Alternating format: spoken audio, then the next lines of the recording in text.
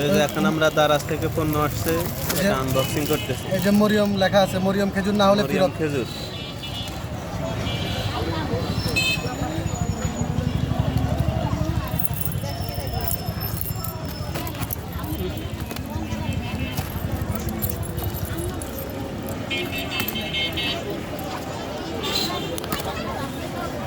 সেরা দেবে না ওর বইয়ের মতোই কেটেছিল।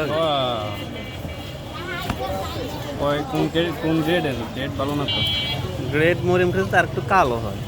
খোলো না, খুলি চাও না। পুরান খেজুর পুরান খেজুর কারণ পুরাতন খেজুর হলো একটা কাহিনী আছে। কোক আছে নি দোকান যাই খুলতো কোক আছে নি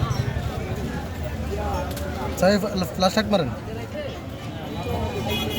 মাসুম ফ্লাশ মারতো কোক আছে আছে থাকবো কোক নাই, না কোক নাই। কোক নাই, তেজ বিসির নিচে তো হঠাৎ এটা এমনি মিষ্টিটা দিক দিক দিক করে কোক নাই। কত কোনটা কোক আছে না, কোক না।